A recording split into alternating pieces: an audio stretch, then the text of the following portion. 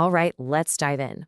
Today, we're going to pull back the curtain on one of the most critical documents in the business world, the Independent Auditors Report. Whether you're thinking about investing in a company, lending it money, or you just want to know if it's healthy, this is for you, because this one report answers the most important question of all. So, picture this. A company hands you their financial statements. Everything looks polished, the numbers look great, but, as you're flipping through those glossy pages, there's always that one nagging question in the back of your mind. Yeah, can you actually trust these numbers? I mean, how do you know they're real? How do you know they aren't just, wishful thinking? Or even worse, designed to mislead you? It's a huge problem, and it's the entire reason the auditor's report even exists.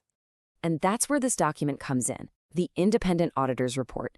Think of it like a report card for a company's finances, written by an outside expert.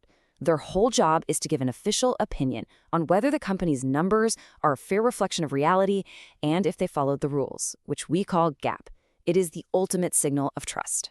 But here's the thing. Not all opinions are the same. They exist on a spectrum, kind of like a ladder of trust. It ranges from a glowing review all the way down to a massive, flashing red flag. So let's walk through each one, starting with the absolute best a company can possibly get. First up, we've got the unqualified opinion. You'll often hear this called a clean opinion, and for good reason. This is the gold standard. It's the A+ on the report card. It's what every company is shooting for. Now, if you're ever looking at one of these reports, this phrase right here is what you're hunting for. Present fairly in all material respects. That is the magic language. When you see that, you know you're looking at a clean bill of health. So what does that actually mean? Well, it means the auditor went through everything with a fine-tooth comb and didn't find any major problems. The numbers are solid, the company followed the rules. This is what gives investors and lenders the green light to trust the business. It really is the best possible outcome. Okay, but what happens when things aren't quite so perfect? Well, that takes us one step down the ladder to what's called a qualified opinion. Now, this isn't a total catastrophe, but it does mean the auditor found a specific issue they need to flag for you. And just like before, there's some key language to watch for. If you're reading the report and you see the phrase, except for, your ears should perk up. The auditor is basically saying, hey, for the most part, this all looks good, except for this one little thing over here.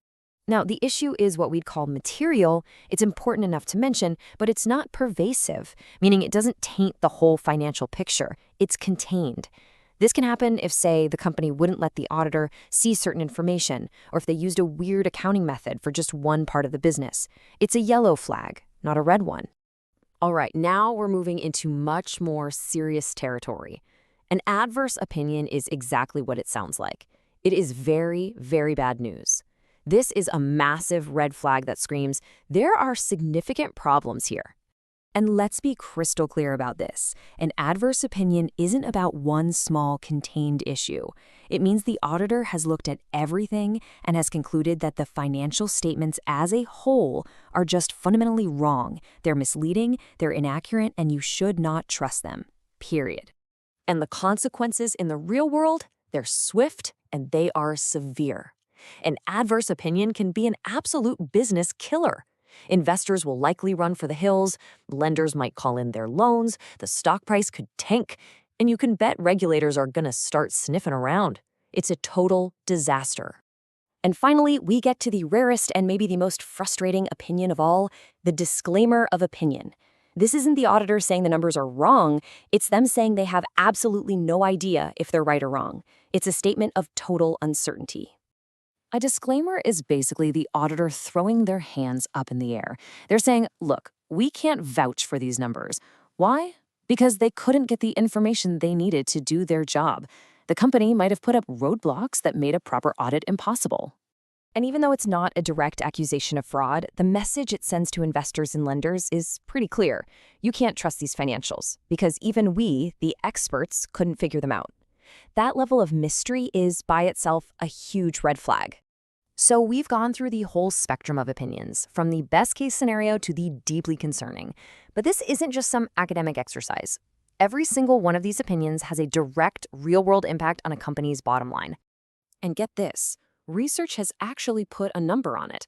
One study found that getting just a qualified opinion, that yellow flag we talked about, costs a company an extra 18 basis points in interest on new loans. Now, that might not sound like much, but for a loan worth millions of dollars, that adds up to serious money fast. It's a financial penalty for a crack in that foundation of trust. This table here lays it all out so clearly. Just look at that top row. An unqualified, clean opinion? It means easier credit, better loan terms, and confident investors. Smooth sailing. But as you go down the list, you see the trust just crumble. A qualified opinion makes lenders nervous and investors cautious. And by the time you hit adverse or disclaimer, it's game over. Lenders may just walk away, and investors are likely to sell their shares. The connection is undeniable. And this is a really fascinating peek into how the pros adapt. When lenders see a clean opinion, they write loan agreements based on financial numbers, things like debt-to-equity ratios. They trust the math. But the moment they see a qualified opinion, they totally switch gears. They start writing rules based on things they can see, like operational goals, completely avoiding the numbers they no longer trust. It's a huge sign that they've lost faith in the books. So the next time you get your hands on an annual report, you know the inside scoop. You can skip the fancy photos and the CEO's letter for a minute and go straight to the auditor's report. Because that's where the real story, the story of trust, is actually being told. And as always, just a quick reminder, this is not financial advice.